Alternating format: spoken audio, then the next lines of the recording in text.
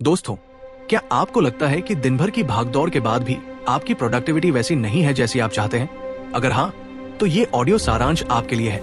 आजकल सबसे बड़ा चैलेंज है डिस्ट्रैक्शन। हम टाइम मैनेजमेंट की कोशिश तो करते हैं, लेकिन असल समस्या ये नहीं, बल्कि माइंड मैनेजमेंट की है। इसी को समझने के लिए आज हम समरी लेकर आए हैं, mind management not time management by David कड़वी। तो चलिए बिना देर किए शुरू करते हैं। इस किताब के लेखक डेविड कड़वी हैं, जो एक राइटर और पॉडकास्टर हैं। उनकी किताबें लाखों लोगों तक पहुंच चुकी हैं। अधिकतर बुक्स टाइम मैनेजमेंट पर फोकस करती हैं, लेकिन ये किताब कहती है कि असल सफलता माइंड मैनेजमेंट से आती है। ये समरी आपको माइंड मैनेजमेंट की कुछ सिंपल और पावरफुल टेक्निक सिखाएगी, जिससे आप ज्यादा प्रोडक्टिव और क्रिएटिव बन सकेंगे। आज की दुनिया में हर कोई व्यस्त है, मल्टीटास्किंग आम हो गई है, लेकिन क्या ये सही तरीका है? हमेशा बिजी रहना ही सफलता की गारंटी नहीं देता। ये समरी साबित करेगी कि टाइम मैनेजमेंट पुराना हो चुका है। असली बदलाव माइंड मैनेजमेंट से आता है, जिससे आप बिना जल्दबाजी किए बेहतर रिजल्ट पा सकते हैं। ऑथर डेविड कड़वी खुद को कभी राइटर नहीं मानते थे, लेकिन एक बुक डील ने उनकी सोच बदल दी। उन्होंने माइंड मैनेजमेंट को अपनाकर अपनी क्रिएटिविटी को बढ़ाया। अगर आप भी प्रोडक्टिविटी और क्रिएटिविटी को नए लेवल पर ले जाना चाहते हैं, तो ये समरी आपके लिए गेम चेंजर साबित होगी। तो चलिए आगे बढ़ते हैं और सीखते हैं वो टेक्निक्स जो आपके माइंड को सही से मैनेज करने में मदद करेंगी। टाइम हो उन्होंने अपने दोस्तों के साथ डिनर और दूसरे प्लान्स को कैंसिल कर दिया, पर इनकी जगह अपने राइटिंग सेशंस को रखने लगे। डेविड ने डेट्स पर जाना भी छोड़ दिया, यहाँ तक कि अपनी ग्रोसरी और खाना भी घर पर डिलीवर करवाने लगे। उन्होंने अपनी बुक लिखने पर फोकस करने के लिए जी जान लगा दी थी। एक राइटर के दिमाग में शब्दों का जैसे एक पिटारा सा होता है, पर वो शब्दों के साथ खेल जाते हैं। लेकिन डेविड के लिए ये सब इतना नेचुरल या आसान नहीं था।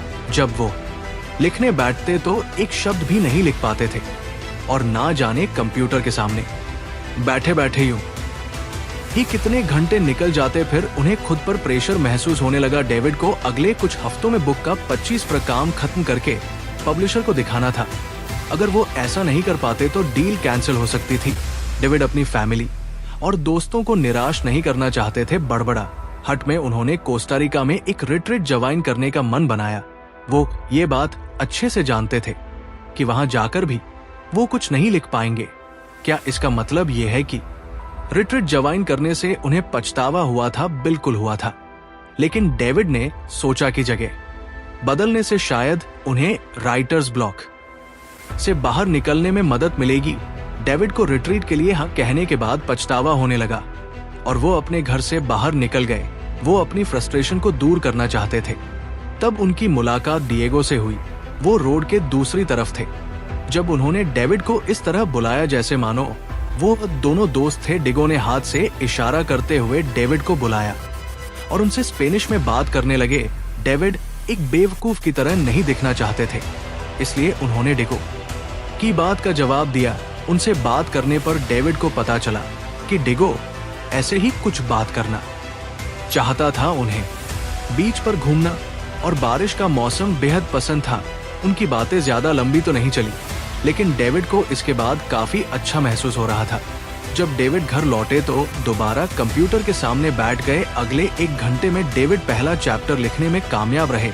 इससे डेविड को समझ में आया कि ऐसा क्या हुआ था जिससे वो लिख पाने में कामयाब रहे थे। इसकी वजह लिखने के लिए समय निकालना नहीं था। टाइम मैनेजमेंट अब इफेक्टिव यानी कारगर नहीं रहा है। आपको टाइम की नहीं बल्कि लिखने के लिए सही मेंटल स्टेट में होने की जरूरत है। इसे ही डेविड माइंड मैनेजमेंट कहते हैं। माइंड मैनेजमेंट का मतलब है अपनी क्रिएटिव एनर्जी को प्रायोरिटी देना, लेकिन ये आपका वक्त भी जाया कर सकता है। आपने कभी अपनी लंबी टू डू लिस्ट को देखकर जीरो मोटिवेशन महसूस किया है? ऐसा हम सभी के साथ होता है। फिर भी माइंड मैनेजमेंट से आप इस मुश्किल से निकल सकते हैं। माइंड मैनेजमेंट का मतलब है किसी काम या प्रॉब्लम को अलग नजरिए से देखना। टाइम मैनेजमेंट में आप खुद से ये पूछते हैं कि अभी मैं क्या कर सकता हूँ। ज्यादातर समय इस सवाल की वजह से आप टाल मटोल करने लगते हैं। आप ये जानते हैं कि आपको कुछ करने के लिए आपके पास फोकस और मोटिवेशन नहीं होता है। दूसरी तरफ माइंड मैनेजमेंट में आप खुद से पूछते हैं कि अभी मैं कौन सा काम करने के मूड में हूं, पर मुझे ऐसा क्या करना चाहिए जो मेरे मूड के साथ फिट हो सके। अपने काम को पूरा करने का सबसे अच्छा तरीका है कि आपका मेंटल स्टेट और वो काम दोनों एक दूसरे के साथ मैच करना चाहिए। इससे एनर्जी और वक्त जैसे रिसोर्सेस वेस्ट नहीं होते। नेक्स्ट चैप्टर है क्रिएटिव स्वीट स्पॉट। क्रिएटिव होना कोई ऐसी चीज नहीं है जो आसानी से आपके अंदर आ जाती है। ये कोई ग्रोसरी नहीं है जिसे आप खरीद कर ला सकते हैं। क्रिएटिविटी की प्रोसेस में वक्त लगता है। कोई कहानी सुनाने, गाना लिखने या फिर एक पेंटिंग बनाने के लिए आपका स्टेट ऑफ माइंड सही होना बहुत जरूरी है। डेविड क्रिएटिव मोड में घुसने के लिए दो तरह की थिंकिंग का इस्तेमाल करते हैं, जो है डाइवर्शन थिंकिंग और कन्वर्शन थिंकिंग। डाइवर्जेंट थिंकिंग तब होती है जब आपके थॉट्स यानी विचार बिखरे हुए होते हैं। इसमें आपका ध्यान कई चीजों पर होता है। जब आप इन अलग अलग थॉट्स को जोड़ देते हैं तो इसे कन्वर्जेंट थिंकिंग कहते हैं। तब राइटिंग का ही एग्जाम्पल लीजिए। आप कुछ कहना चाहते हैं, लेकिन उसे कहने के लिए आपके पास कई तरीके हैं। पहला, आप कहना क्या चाहते हैं? क्या आप इसे फॉर्मल तौर पर कहना चाहते हैं या फिर ऐसा कहना चाहते हैं जैसे आप एक दोस्त से बात कर रहे हो? क्या आप इसे कोई नाम नहीं देना चाहते या फिर आप सभी को ये बता देना चाहते हैं कि इसे आपने लिखा है? इसे डाइवर्जेंट थिंकिंग कहते हैं। कन्वर्शन थिंकिंग उसे कहते हैं जब आप अपने ऑप्शंस में से किसी एक को चुनते हैं। जैसे मान लीजिए कि आप अपने पहले प्यार के बारे में लिखना चाहते हैं। आप अपने रीडर्स के लिए अपनी राइटिंग के टोन को एक दोस्त की तरह पेश करना चाहते हैं। आप इसे कोई नाम नहीं देना चाहते क्योंकि आप खुद की पहचान सबके सामने नहीं लाना चाहते। इसीलिए अच्छे क्रिएटिव आइडियाज बनाने के लिए आपको डाइवर्सेंट और कन्वर्शन थिंकिंग दोनों की जरूरत होती है। अपने फाइनल प्रोडक्ट को ब्रिलियंट बनाने के लिए आपको सबसे बेहतरीन आइडियाज की जरूरत है। पर आप इन आइडिया को कैसे ढूंढेंगे? अपने क्रिएटिव स्पॉट को पहचान कर। आपका क्रिएटिव स्पॉट उस वक्त और उस जगह के बारे में बताता है जिसमें आप अपना बेस्ट क्रिएटिव काम कर पाते हैं।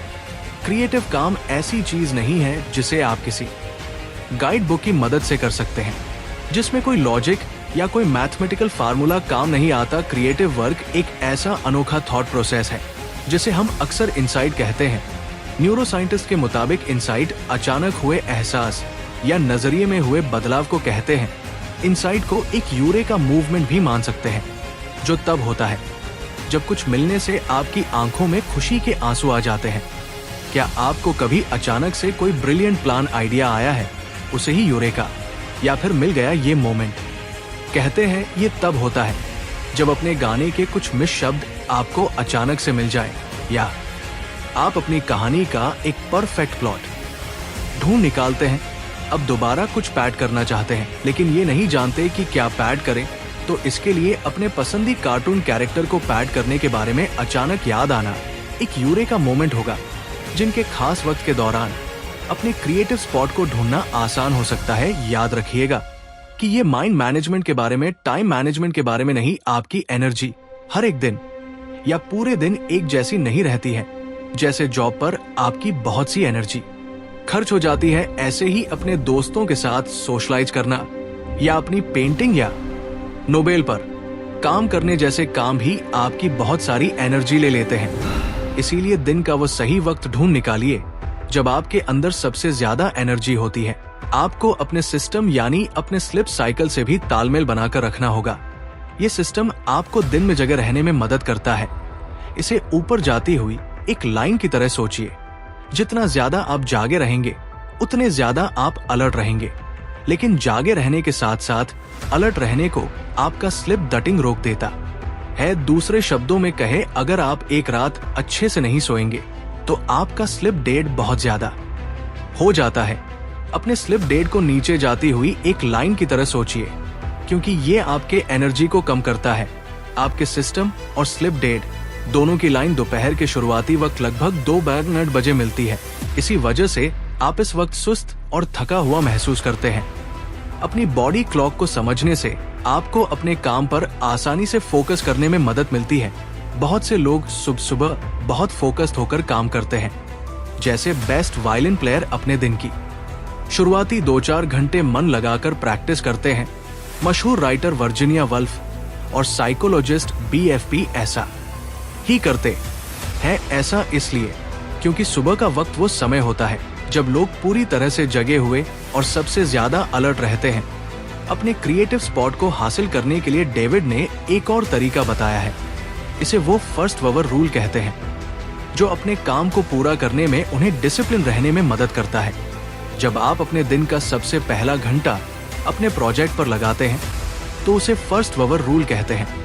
और ये कोई ऐसा वैसा प्रोजेक्ट नहीं होना चाहिए, बल्कि आपका सबसे इम्पोर्टेंट प्रोजेक्ट होना चाहिए। ऐसा करने से आप उस प्रोजेक्ट को जल्दी पूरा कर पाएंगे। इसे सुनकर ऐसा लग रहा होगा ना कि क्या आप ऐसा सच में मुमकिन है? तो जवाब है जी हाँ, बिल्कुल मुमकिन है। अपने दिन की शुरुआत अपने सबसे इम्पोर्टेंट काम से कीजिए, यानी एक ऐसे काम से जो आपको करना ही है। ऐसा करने से इसे पूरा करने के लिए आपके आलसी होने के चांसेस काफी कम हो जाते हैं। ऐसा करना उस काम में आने वाली रुकावट को भी रोकता है। इस इम्पोर्टेंट लर्निंग को लेने के बाद बढ़ते हैं नेक्स्ट चैप्टर की ओर, द 4 स्टेजेस ऑफ क्रिएटिविटी। जब आप असल में राइटिंग और पेंटिंग नहीं कर रहे हैं, तब भी आप राइटिंग और पेंटिंग कर सकते हैं। क्रिएटिविटी का प्रोसेस सिर्फ राइटिंग और पेंटिंग के बारे में नहीं है। इसे सोशल साइकोलॉजिस्ट ग्राम बोलर कंट्रोल के 4 स्टेज या क्रिएटिविटी के 4 स्टेज कहते हैं। पहला स्टेज है प्रिपरेशन, यानी कि तैयारी करना। ये तब होता है जब आप अपने प्रोजेक्ट के बारे में सब कुछ सोचते हैं। आपकी स्टोरी में कौन सी कैरेक्टर होंगे, आपका गाना कितना लंबा होगा, पेंटिंग बनाने के लिए आप किस चीज का इस्तेमाल करेंगे। ये ब्रेनस्टॉर्मिंग यानी दिमाग चलाने वाला स्टेज है। इसमें आपके पास अपने प्रोजेक्ट की इतनी इंफॉर्मेशन होती है कि आप एक चलते फिरते इंसाइक्लोपीडिया की तरह हो जाते हैं। डेविड ने भी अपनी बुक पर इसी तरह काम करना शुरू किया था। ऐसा भी वक्त हुआ जब वो अपने लिविंग रूम में बैठकर इंफॉर्मेशन के ऐसे सोर्सेस को खोलकर देखा करते थे। डेविड के चारों ओर बुक्स, न्यूज़पेपर और जर्नल्स बिखरे रहते थे। उनके पास एक व्हाइट बोर्ड भी था जिस पर वो पॉसिबल टॉपिक्स और चैप्टर लिखते थे। डेविड ने जो रिसर्च की थी वो समय की बर्बादी नहीं थी, ये उन्हें क्रिएटिविटी के अगले स्टेज तक पहुंचने में मदद कर रही थी। दूसरा स्टेज इंक्यूबेशन है। ये ऐसा वक्त होता है जब आप अपने प्रोजेक्ट पर इतना एक्टिव होकर काम नहीं करते हैं। आप शायद किसी और चीज पर काम कर रहे होते हैं या फिर अपने दोस्तों और फैमिली के साथ वक्त बिता रहे होते हैं। हमें बीच बीच में ब्रेक लेने की जरूरत होती है। इसी काम को तुरंत पूरा करने के लिए खुद को मजबूर करना हमेशा काम नहीं करता है। ऐसा करने से आप फ्रस्ट्रेट होने लगेंगे और आपको गुस्सा आ जाएगा। ऐसा होने से आपको अपने क्रिएटिव स्पॉट को ढूंढने में और तीसरे स्टेज पर जाने में मुश्किल होगी। तीसरा स्टेज एलिमिनेशन है। ये यूरेका या अहम मूवमेंट है। तीसरे स्टेज को पूरी तरह नहीं समझाया जा सकता। ऐसा इसलिए क्योंकि ये अचानक से होने वाला और अनप्रेडिक्टेबल होता है। जैसा कि बताया गया है कि अगर आप जरूरी तैयारी नहीं करेंगे तो आप इस स्टेज तक नहीं पहुंच सकते। आपको पहले स्टेज पर बहुत सा वक्त देना होगा। आइए जानते हैं कि पहला स्टेज आपको तीसरे स्टेज पर पहुंचने में कैसे मदद करता है। इसके लिए हम द बीटल्स के पॉल मैककर्टनी का एग्जाम्पल लेंगे। पॉल ने यस्टरडे नाम का वह यादगार गाना बड़े ही अनोखे तरीके से कंपोज किया था।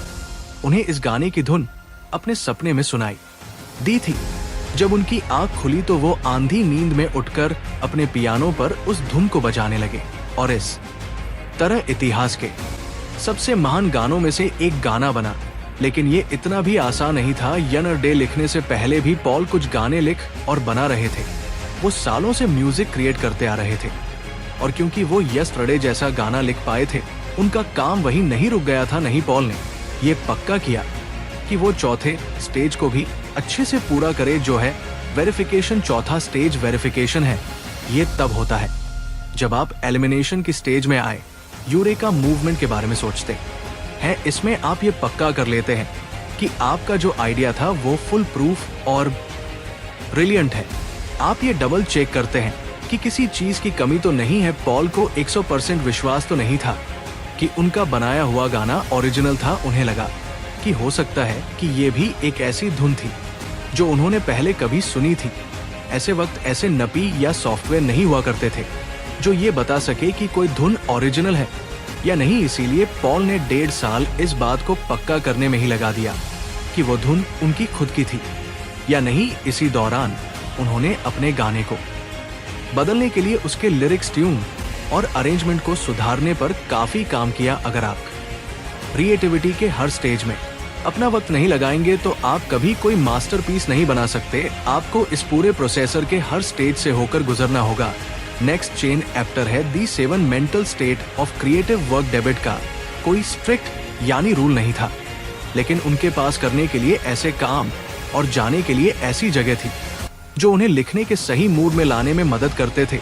अपनी छोटी सी नोटबुक में कुछ लिखने के लिए वो जॉन हैडक सेंटर के 19 5th फ्लोर पर जाते थे। ये थॉट्स शुरुआत में बिखरे हुए से रहते हैं, लेकिन इन्हें लिखने के बाद डेविड को वह दूसरी चीजें भी दिखने लगती है जो उन्हें लगता था कि अपने बुक में शामिल करनी चाहिए।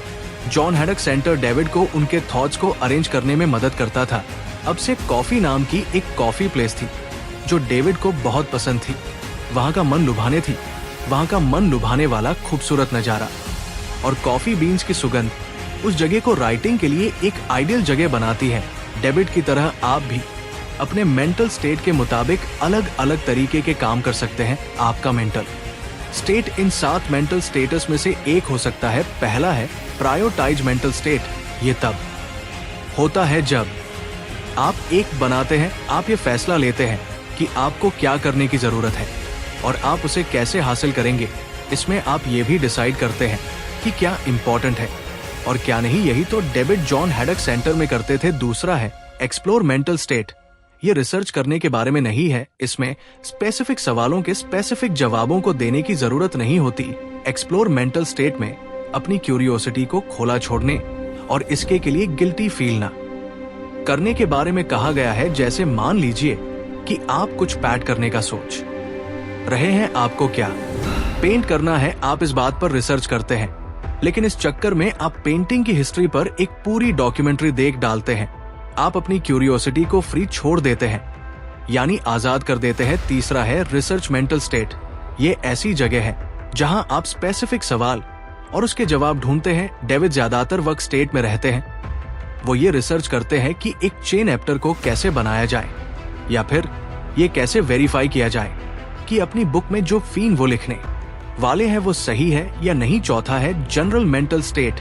ये वो स्टेट है जहां आप एक्चुअल में काम करते हैं। आप पहले दिए गए मेंटल स्टेटस में इकट्ठे किए गए आइडियाज को जोड़कर कुछ बनाते हैं। जैसे अपना पहला ड्राफ्ट लिखना। पांचवा है पॉलिश मेंटल स्टेट। ये स्टेज उस काम को एडिट करने और तराशने का है जो आपने पिछली लिस्ट में बनाया था। जैसे आप ये ध्यान देते हैं कि आपके सेंटेंस का कोई मतलब हो।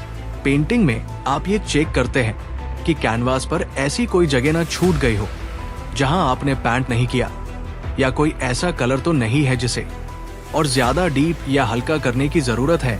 छठा है एडमिनिस्ट्रेटिव मेंटल स्टेट। आप हमेशा अपने क्रिएटिव काम पर फोकस नहीं कर सकते। आपकी भी कुछ जिम्मेदारियां हैं जो आपको करनी होगी, जैसे अपने बिल्स भरना और अपनी फैमिली के साथ वक्त बिताना। ये मेंटल स्टेट इसलिए जरूरी है क्योंकि आपको अपनी लाइफ के दूसरे एरिया पर भी ध्यान देना होगा। आखिर में रिचार्ज मेंटल स्टेट होता है। इसमें आपको खुद को आराम देने और रिफ्रेश करने की जरूरत होती है। एक दिन छुट्टी लीजिए या वेकेशन पर जाइए। जब डेविड अपनी बुक होती है, एक दिन छुट्टी लीजिए या वेकेशन पर जाइए। नॉइस। जब डेविड अपनी बुक को लेकर स्ट्रेस लेते हैं तो वो मसाज लेने चले जाते हैं। कभी कभी फनी वीडियो या मूवी देखना भी इसमें मदद कर सकता। खुद को शांत करने और अपने माइंड को रिलैक्स करने के तरीके ढूंढे। Creative circles. डेविड का बड़ा अजीब सा रूटीन था। रात को 12 बजे से सुबह 4 बजे तक वो सिर्फ अपनी बुक पर फोकस करते थे। सुबह 400 बजे वो लाइट ऑफ करते, अपना कंप्यूटर बंद करते और दोपहर तक सोते रहते। अगले दिन दोपहर में डेविड तैयार होते और कॉफी शॉप चले जाते। वो कैफे में तब तक काम करते जब तक उसके बंद होने का वक्त नहीं हो जाता था। इसी को डेविड क्रिएट साइकिल कहते हैं। ये एक ऐसा रिपीट होने वाला साइकिल है जिसमें अपने काम में आगे बढ़ने के साथ साथ आपको आराम करने का वक्त भी मिलता है। क्रिएटिव साइकिल में क्रिएटिविटी के 4 स्टेज होते हैं, जिसमें आप प्रिपेयर, इनकलबेट, एलिमिनेट, ऑनर, वेरीफाई करते हैं। क्रिएटिव साइकिल को टाइम पर बेस्ट होने की जरूरत नहीं है। ये हफ्तों और यहाँ तक कि कई अलग अलग मौसम पर बेस्ट हो सकता है। आइए क्रिएटिव साइकिल का एक एग्जाम्पल देखते हैं। बैड क्रिएटिविटी की पहले स्टेज प्रिपरेशन को रात में करना पसंद करती है। रात की शांति उन्हें फोकस करने में मदद करती है, इसलिए वो अपने गाने के लिए बहुत सी इंफॉर्मेशन पाती है चली जाती है ने से वह क्रिएटिविटी के दूसरे स्टेज में चली जाती है, जो है इंक्यूबेशन। जब वो सोती है तो बेद का ध्यान अपने क्रिएटिव काम पर नहीं रहता। इससे सुबह को इंस्पायर्ड महसूस होता है। वो क्रिएटिविटी के तीसरे स्टेज में पहुंचाती है, जो है इल्यूमिनाटी खाती है, तो उन्हें एक अहम मूवमेंट मिलता है। उन्हें अपने गाने के सही अल्फाज मिल जाते हैं और वो तुरंत उन्हें अपने पास रखे टिश्यू पेपर पर लिख लेती है। पूरी दोपहर अपने गाने को सुधारने में लगा देती है। वो कुछ अल्फाजों को बेहतर अल्फाजों से बदल देती है और उस धुन को बजाने के लिए बेस्ट इंस्ट्रूमेंट्स को चुनती है अपने माइंड को मैनेज करने के लिए। बहुत से ऑप्शंस हैं, आपको सिर्फ वो ढूंढने की जरूरत है जो आपको सबसे ज्यादा सूट करता है। नेक्स्ट चेन एप्टर है क्रिएटिव सिस्टम्स। एक बार डेविड बड़ी मुश्किल में थे। उन्हें अपने पॉडकास्ट के लिए डॉक्टर रॉक के साथ इंटरव्यू करना था। डॉक्टर रॉक डेविड के लिए एक इंस्पिरेशन थे। उन्होंने योर ब्रेन वर्क नाम की एक बुक लिखी थी, जिसकी मदद से डेविड ये समझ पाए थे कि क्रिएटिव वर्क में माइंड कैसे काम करता है। डेविड डॉक्टर रॉक को अपना आइडियल मानते थे, लेकिन जिस दिन डेविड को डॉक्टर रॉक से बात करनी थी, उन्हें कई मुश्किलों का सामना करना पड़ा। पहले जो अपार्टमेंट उन्होंने रेंट पर लिया हुआ था, वहां कंस्ट्रक्शन का काम चल रहा था। पूरे दिन वहां शोर रहता था। एक पॉडकास्ट को रिकॉर्ड करने के लिए इससे खराब हालत नहीं हो सकती थी। दूसरा, डेविड हाल ही में अपनी बुक लिखने के लिए पनामा सिटी में रहने आए थे, पर अपने नए मोहल्ले को इतने अच्छे से नहीं जानते थे, इसलिए उन्हें इस बात का कोई अंदाजा नहीं था कि इंटरव्यू के लिए उन्हें कोई अच्छी दूसरी जगह कहां मिल सकती थी। तीसरा, डेविड जानते थे कि इस इंटरव्यू का स्केड्यूल बदलना नामुमकिन होगा, क्योंकि डॉक्टर रॉक जैसे जाने माने लोग हमेशा बिजी रहते हैं। ये जिंदगी में एक बार मिलने वाला सुनहरे मौके जैसा था। ऐसा लग रहा था कि ये साफ है कि क्या होने वाला है। डेविड को पॉडकास्ट कैंसिल करना होगा। उस दिन कुछ भी ठीक नहीं हो रहा था, लेकिन बिट का क्रिएटिव सिस्टम एक्टिवेट हुआ और उन्होंने डॉक्टर रॉक को एक ईमेल लिखा, ना जाने कैसे लेकर। अचानक से वो ना उम्मीद महसूस नहीं कर रहे थे। उन्होंने हर उस प्रॉब्लम का उपाय निकाल लिया था जो उनके सामने आ रही थी। आखिर में डेविड डॉक्टर रॉक के साथ रिकॉर्डिंग करने में कामयाब हो गए थे। क्रिएटिव सिस्टम में एक ऐसा रिपीटिंग प्रोसेसर है जो आपको अपने क्रिएटिव काम को करने में मदद करता है। ये आपको जानने में मदद करता है कि अपनी मेंटल एनर्जी को ध्यान में रखते हुए क्या स्टेप्स लेने चाहिए। क्रिएटिव सिस्टम को एक छाती की तरह सोचिए, जो आपके क्रिएटिव साइकिल और क्रिएटिविटी के स्टेज को कवर देता है। ये बेसिकली पूरे क्रिएटिव प्रोसेसर की देखरेख करता है। क्रिएटिव सिस्टम को कम से कम क्रिएटिव डोज की जरूरत होती है। ये वो सबसे छोटी चीज है जो आप अपने क्रिएटिव काम को आगे बढ़ाने के लिए कर सकते हैं। मान लीजिए कि आप एक राइटर हैं। आपका मिनिमम क्रिएटिव डोज है अपनी बुक का एक पैराग्राफ लिखना। मिनिमम क्रिएटिव डोज आपको अपनी दूसरी प्रायोरिटी पर ध्यान देने में मदद करता है। क्रिएटिव काम के लिए ओपन लूप भी अच्छी चीज है। आइए एक एग्जाम्पल से समझते हैं। जब आप अपनी बिल्ली को खाना देते हैं तो आप ध्यान देते हैं कि उसका खाना खत्म होने वाला है। आप सुपरमार्केट से बिल्ली का खाना लेने के लिए एक मेंटल नोट बना लेते हैं। ये एक ओपन लूप इसलिए है क्योंकि कैट फूड खरीदना है आपके दिमाग में लगातार चलता रहता है, तब भी जब आप दूसरा काम कर रहे होते हैं। ओपन लूप आपके माइंड में जगह गिरे रहता है। ये मेंटल स्पेस, ये जगह तभी खाली हो सकती है जब आप उस काम को पूरा कर लेते हैं। यानी कैट फूड खरीद लेते हैं, एक नेगेटिव चीज जैसा लग रहा है ना, लेकिन ओपन लूप आपकी क्रिएटिविटी के लिए फायदेमंद होते हैं या आपके प्रोजेक्ट को आगे बढ़ाने में मदद करते हैं। आइए उस एग्जाम्पल पर वापस चलते हैं जहां आप एक राइटर थे और अपनी बुक के लिए एक पैराग्राफ लिख रहे थे कि आपके दिमाग में एक कूपन लूप बनाता है जिसे आप अगले दिन और आगे आने वाले दिनों में वापस देख सकते हैं। इस तरह अगर आप अपना पूरा दिन राइटिंग में नहीं भी लगा पाते हैं तो भी आपको गिल्टी महसूस नहीं होगा। जब तक आप प्रोग्रेस कर रहे हैं, आप आगे बढ़ते रहेंगे और अपना मोमेंटम नहीं खोए। क्रिएटिव सिस्टम की सबसे अच्छी बात यह है कि आप बहुत सारे ओपन लूप रख सकते हैं। एक लूप आपकी स्टोरी के प्लॉट से जुड़ सकता है, जबकि दूसरा स्टोरी के कैरेक्टर के बैक से। क्रिएटिव सिस्टम आपको बहाने बनाने से भी रोकता है। आप ये भी नहीं कह सकते कि आपके पास टाइम नहीं है, क्योंकि मिनिमम क्रिएटिव डोज के लिए कुछ ही मिनट चाहिए होते हैं और अब वो मोर जिसे हम कहते हैं कंक्लूजन, यानी अभी तक हमने जितने भी चैप्टर पढ़े और सुने उनकी की लर्निंग्स को हम यहाँ पर रिपीट करेंगे। सबसे पहले आपने सीखा कि माइंड मैनेजमेंट क्या होता है। इसका मतलब है अपने काम को करने के लिए सही मेंटल स्टेट बनाना। ये खुद से ये पूछना है कि मैं कौन सा काम करने के मूड में हूँ, पर मैं ऐसा क्या कर सकता हूँ जो उस मूड में फिट हो सके। दूसरा आपने सीखा कि अपने क्रिएटिव स्वीट स्पॉट को ढूंढकर आप माइंड मैनेजमेंट हासिल कर सकते हैं। डेवोजेंट ऑनर कन्वर्शन थिंकिंग अप्लाई करने से आप ऐसा कर पाएंगे। दोनों तरीकों से आप यूरेका मूवमेंट बना सकते हैं जो आपके क्रिएटिव काम में अचानक आए कामयाबी की तरह होता है। अपने क्रिएटिव स्वीट स्पॉट को ढूंढने के लिए आपको अपने सबसे प्रोडक्टिव टाइम को पहचानना होगा। ज्यादातर लोग सुबह काम करना पसंद करते हैं क्योंकि उस वक्त के दौरान डिस्ट्रक्शन कम होते हैं। तीसरा, अपने क्रिएटिविटी के 4 स्टेज के बारे में जाना। आपको कुछ कमाल बनाने के लिए इन सभी स्टेजेस से गुजरना होगा। ये स्टेज प्रिपरेशन, इंक्यूबेशन, इल्यूमिनाटी, काम के साथ मेंटल स्टेटस के बारे में जाना। ये स्टेट आपको क्रिएटिविटी के 4 स्टेज को पूरा करने में मदद करते हैं। ये 7 मेंटल स्टेट है। Priorities, explore, research, generate, polish, administrate और रिचार्ज। 5वां, आपने क्रिएटिव साइकिल के बारे में जाना। ये क्रिएटिव काम करने और आराम करने के लिए टाइम निकालने का रिपीटिंग साइकिल है। क्रिएटिव साइकिल ये डिसाइड करता है कि कौन सा टाइम फ्रेम आपके लिए काम करता है, भले ही वो हफ्ता, महीना या कोई सीजन ही क्यों ना हो। नॉइस, छठा, अपने क्रिएटिव सिस्टम के बारे में जाना। ये क्रिएटिविटी के 4 स्टेज और क्रिएटिव साइकिल की देखरेख करता है। ये एक ऐसा रिपीटिंग प्रोसेसर है जो आपको क्या स्टेप्स लेने चाहिए या उन्हें कैसा करना चाहिए जैसे सवालों के जवाब ढूंढने में मदद। आज की दुनिया तेजी से भाग रही है।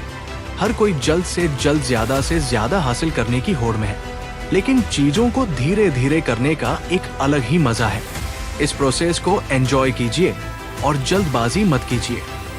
जैसे कि कहावत है, बड़ी चीजें उन्हीं को मिलती हैं जो उसके लिए इंतजार करते हैं।